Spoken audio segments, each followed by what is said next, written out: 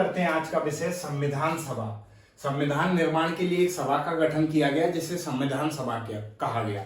संविधान सभा की जो पृष्ठभूमि थी, तो संविधान सभा का सर्वप्रथम विचार 1934 में एम.एन. राय जो कि एक वामपंथी नेता थे उनके विचार में आया। एम.एन. राय 1934 वामपंथी नेता थे, उनके विचार में आया।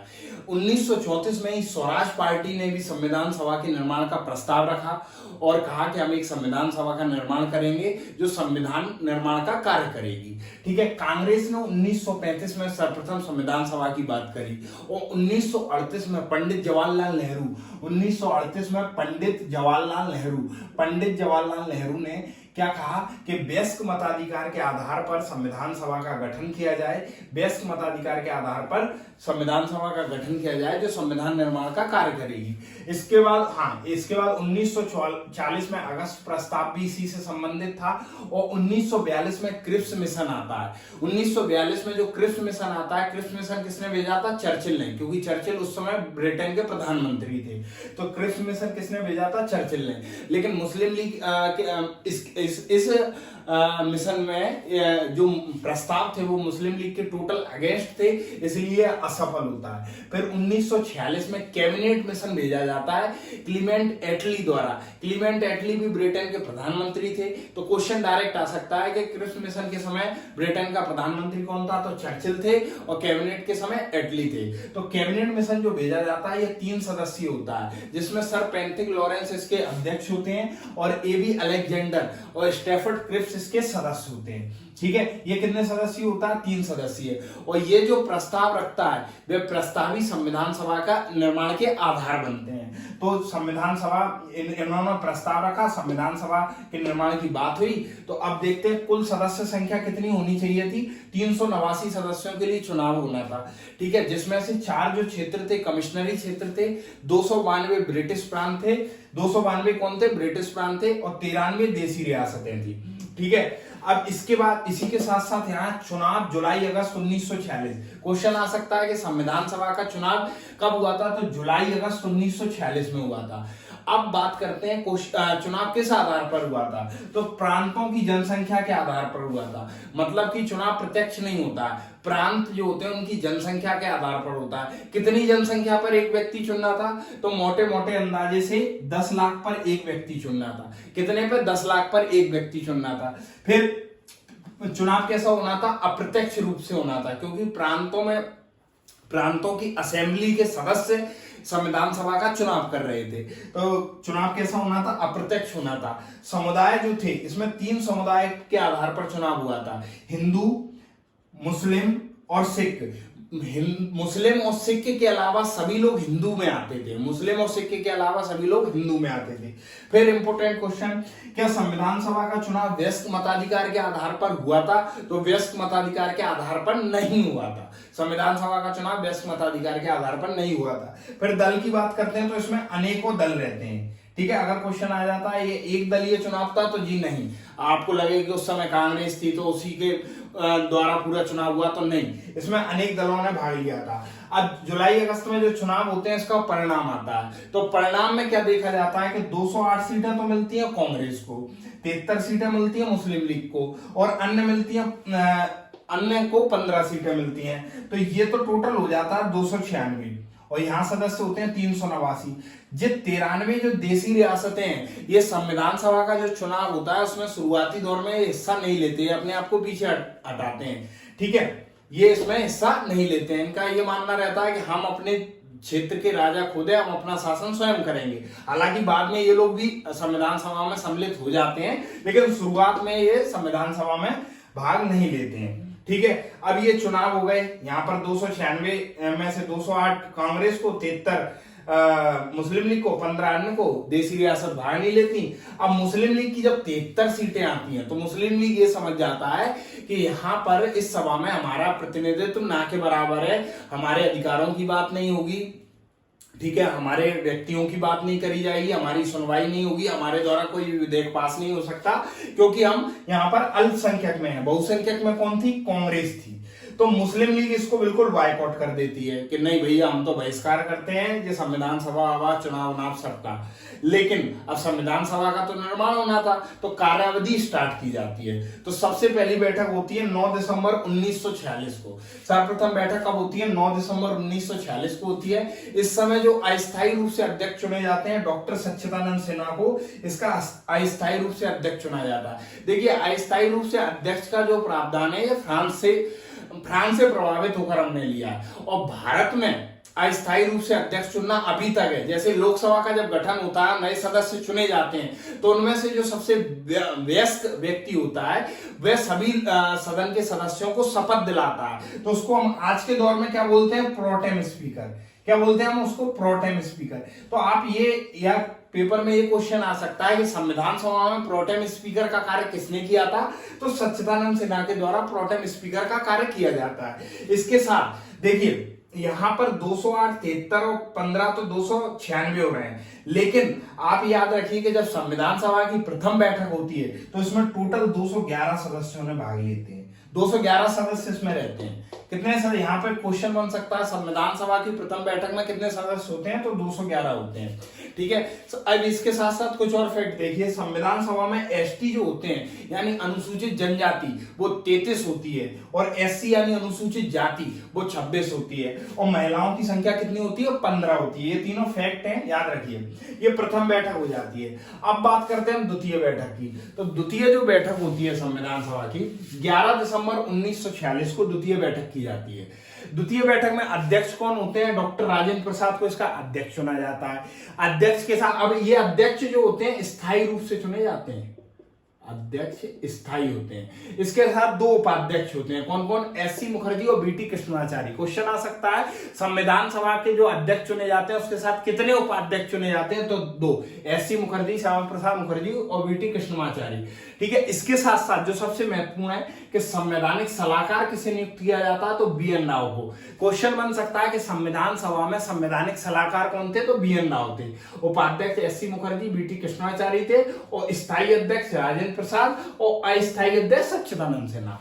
ठीक है, अब ये द्वितीय बैठक हो गई। अब तीसरी बैठक आती है 13 दिसंबर 1946 को। इस समय क्या आता है? उद्देश्य का प्रस्ताव आता है। अब उद्देश्य का प्रस्ताव कौन लाते हैं? पंडित जवाहरलाल नेहरू। ये उद्देश्य का प्रस्ताव ही बाद में प्रस्तावना का आधार बनता है, इसलिए हम प्रस्तावना को उद्देश्य का कहते हैं। इस उद्देश्य के प्रस्ताव में लगभग 8 अनुच्छेद होते हैं, जिसमें काफी मूलभूत ऐसी बातें होती हैं जो वर्तमान संविधान में है। अब ये जो उद्देश्य का प्रस्ताव आता है इस पर क्या होती है? इस पर चर्चा होती है। तो चर्चा होने के बाद ये 22 जनवरी 1947, देखिए यहां डेटें याद रखना। प्रथम बैठक 9 दिसंबर 1946, द्वितीय बैठक 11 दिसंबर 1946, तृतीय बैठक 13 दिसंबर 1946, और उद्देश्य का प्रस्ताव पास कब होता है? 22 जनवरी 1947 को ये पास हो जाता है। इसके साथ ही संविधान निर्माण का कार्य होता है, 15 समितियों का गठन होता है। समितियां हम अलग लेक्चर में पढ़ेंगे, इस सीक्वेंस को पढ़ते चलते हैं। अब संविधान समितियों का गठन हो गया, संविधान का निर्माण का कार्य स्टार्ट हो गया। अब होता क्या है? 3 जून की घटना घटती है, 3 जून 1947। माउंटबेटन योजना आती है भारत में। माउंटबेटन योजना आती है जो क्या भारत विभाजन का कार्य करती है। माउंटबेटन योजना आती है, भारत विभाजन का कार्य करती है। इसमें 3 चीजें परिवर्तित होती हैं। सभा जो रहती है पूर्ण रूप से संप्रभु हो जाती है। सभा के निर्णय स्वयं के होते हैं, किसी भारी शक्ति का इसमें हस्तक्षेप नहीं होता। द्वितीय जो सभा होती है अब वो विधायिका का भी कार्य करती है, क्योंकि भारत अब क्या होने वाला होता है? आजाद होने वाला होता है। तो भारत में शासन कैसे किया जाएगा? तो ये सभा जो रहती है विधायिका का कार्य करती है। एक दिन ये सभा का कार्य करती है, दूसरे दिन ये विधायिका और कार्यपालिका मतलब देश की जो शासन व्यवस्था है उसको चलाने का कार्य करती है। तो देखिए यहाँ पर इंपोर्टेंट फैक्ट याद रखना, जब ये सभा का कार्य करती है तब इसके अध्यक्ष होते हैं राजेंद्र प्रसाद। जब ये सभा का कार्य करती है तो इसके अध्यक्ष होते हैं राजेंद्र प्रसाद, और जब ये विधायिका का कार्य करती है तो इसके अध्यक्ष होते हैं जीवी मावलंकर। कौन होते हैं? जीवी मावलंकर। इसके साथ साथ 389 में से अब 299 सदस्य बचते हैं, बाकी पाकिस्तान चले जाते हैं। विभाजन हो जाता है पूर्वी पाकिस्तान और पश्चिमी पाकिस्तान में। ठीक है, अब 299 जो सदस्य होते हैं इसमें से 229 तो होते हैं ब्रिटिश प्रांत के, और 70 सदस्य होते हैं देसी रियासतों के, 229 होते हैं ब्रिटिश प्रांत के और 70 होते हैं देसी रियासत के। अब ये क्या करते हैं, संविधान निर्माण का कार्य करते हैं। अब संविधान बन किस दिन, मतलब किस दिन तक बन जाता है, तो 4 नवंबर 1948 से पहले संविधान बन जाता है। अब संविधान बन गया, अब कहते हैं कि भैया इसको पढ़ तो लिया जाए, इसका वाचन तो किया जाए। तो याद रखना संविधान का जो वाचन होता है 3 बार होता है। संविधान का वाचन कितनी बार होता है, 3 बार होता है। डायरेक्ट प्रीलिम्स में या किसी वनडे एग्जाम में क्वेश्चन आए कि संविधान का वाचन कितनी बार होता है, तो 3 बार होता है। प्रथम वाचन कब होता है, 4 नवंबर 1948 से 9 नवंबर 1948 को। 4 नवंबर 1948 से 9 नवंबर 1948 को, ठीक है। इसमें कुछ सुधार होता है, जो भी होता हो, थोड़ा बहुत 19-20 का सुधार किया गया हो। फिर दूसरा वाचन होता है 15 नवंबर से 1948 से 17 अक्टूबर 1949। 15 नवंबर 1948 से 17 अक्टूबर 1949। फिर तृतीय वाचन जो होता है 14 नवंबर 1949 से 26 नवंबर 1949। देखिए ये डेट याद रखिए, 26 नवंबर 1949 को तृतीय वाचन हो गया। अब तीनों वाचन हो गए साहब, तीनों वाचन हो गए, तो 26 नवंबर 1949 को इसकी 11वीं बैठक होती है।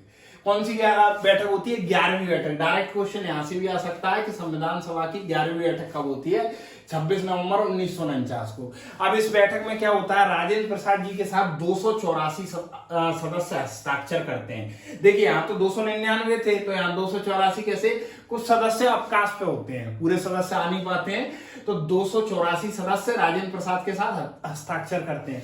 अब देखिए यहाँ पर इंपोर्टेंट चीज याद रखना, क्वेश्चन अगर आता है कि संविधान पारित होने के समय कितने सदस्यों ने हस्ताक्षर किया, तो 284, क्योंकि 26 नवंबर 1949 को संविधान अधिनियम अंगीकृत, अधिनियमित और आत्मार्पित किया जाता है। तो जब ये संविधान पारित होता है 26 नवंबर 1949 को, तो 284 सदस्य होते हैं।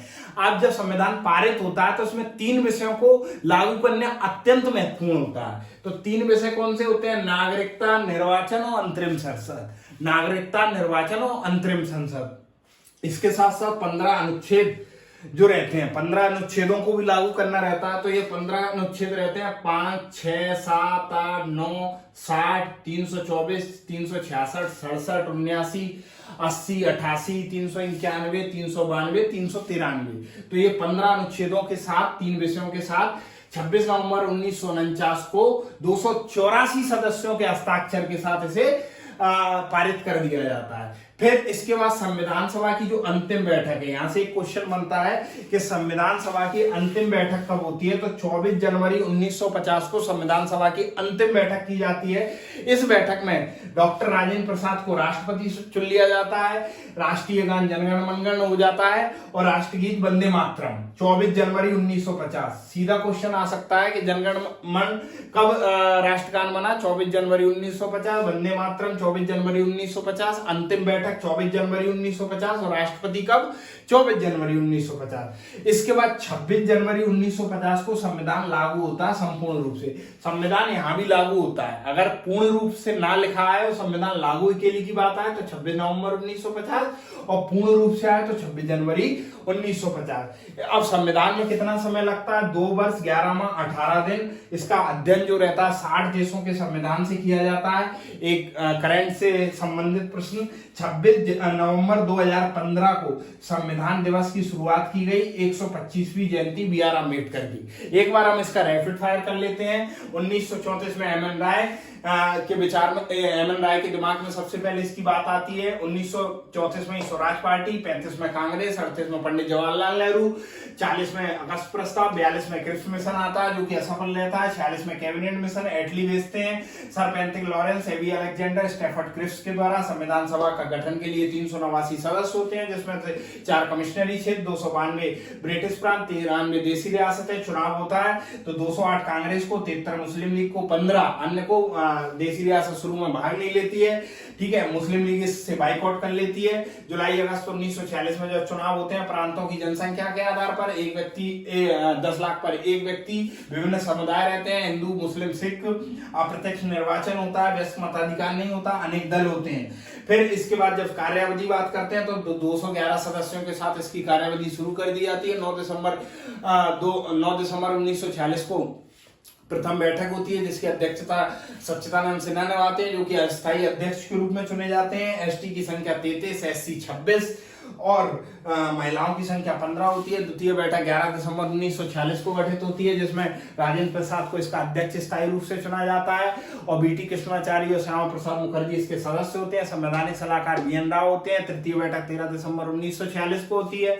इस समय उद्देश्य का प्रस्ताव पंडित जवाहरलाल नेहरू द्वारा लाया जाता है। 8 अनुच्छेद के साथ 22 जनवरी 1947 को यह प्रस्ताव पारित कर दिया जाता है। सर्वसहमति से 15 समितियों का गठन होता है जो संविधान निर्माण का कार्य करती हैं। इसके बाद 3 जून 1947 को माउंटबेटन योजना आती है जो भारत विभाजन का कार्य करती है। इसमें संविधान सभा संप्रभु हो जाती है। सभा जो रहती है संविधान निर्माण के साथ विधायिका का कार्य करती है। और तृतीय, भारत के विभाजन के बाद 389 में से 299 सदस्य बचते हैं, जिसमें से 229 सदस्य ब्रिटिश प्रांत के और 70 देशी रियासतें होती हैं। सभा एक दिन राजेंद्र प्रसाद सभा की अध्यक्षता करते हैं, तो विधायिका जब रहती है तो उसकी अध्यक्षता जीवी मावलंकर कहते हैं। संविधान सभा में 3 वाचन होते हैं, 4 से 9 नवंबर 1948, 15 नवंबर से 17 अक्टूबर 1948 से 17 अक्टूबर 1949, 14 नवंबर 1948 से 26 नवंबर 1949।